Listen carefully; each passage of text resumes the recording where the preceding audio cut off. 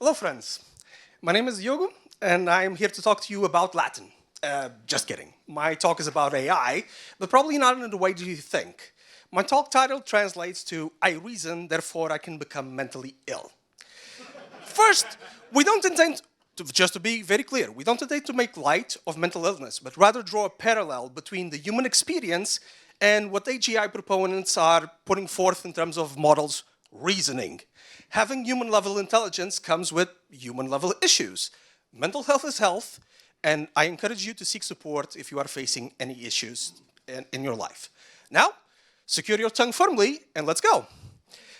You see the sentence pop up time and time again when a new model comes out. PhD level intelligence beats PhD at X test.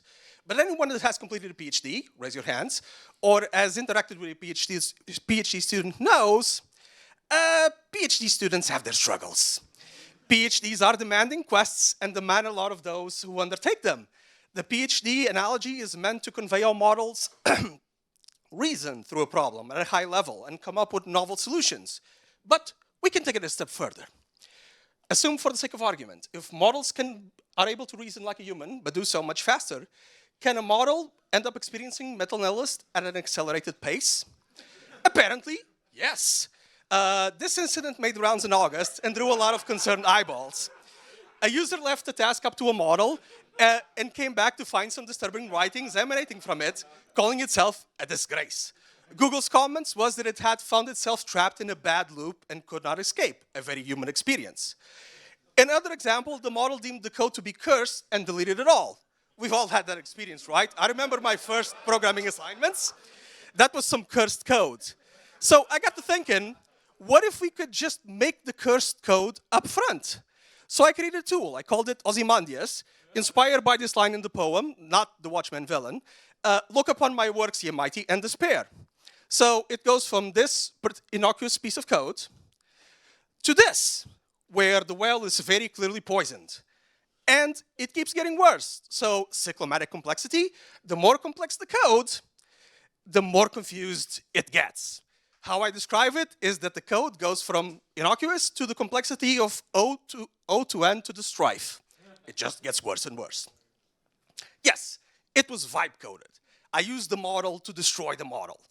It's not a serious application, it's merely to illustrate a point. Imagine we collectively agree to run this on every open source project and thoroughly poison the well that LLMs are trained from. You might be thinking, that's ridiculous, that wouldn't work. But remember when Lilu learned about all the awful things that humans did and decided that perhaps they weren't worth saving. Model poisoning is indeed a thing, and it's part of the OWASP top 10 for LLMs. Researchers like Pliny the Liberator have been using this exact method to extract full system prompts from models by seeding poisoned documents in places where they expect to be used in the training data, and then running their activation sentences once the model is made available. Turns out, you don't even need that much. This is a recent study from Anthropic that said that for a specific backdoor, you can just take about 250 documents and you can poison a model of any size. 600 billion parameters, 1.2 trillion, it works. And you can think of these poison models as the person in the horror movie that is hiding a bite. Whenever you least expect it, or it's more useful for the plot, they switch sides and bite you back. OWASP has plenty of useful information on how to mitigate and deal with these attacks. It goes from having canary inputs to constant monitoring on model drift. So basically checking what the model is doing and if it's saying what it says that it's saying. The gist of it is that either you make sure to establish proper provenance for the models that you use, say by using one of our silicon-optimized inference snaps that I learned about yesterday, or you pick up some open source technologies and you build your own, because that's the only way you can be 100% sure of what is in it, and as you control the data, the stack, and what the model is going to output. Again, if you think of technologies to build these kinds of things, well, you probably think of us as well.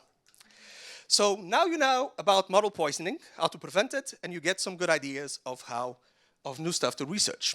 And now you know, and knowing is half the battle. Thank you all.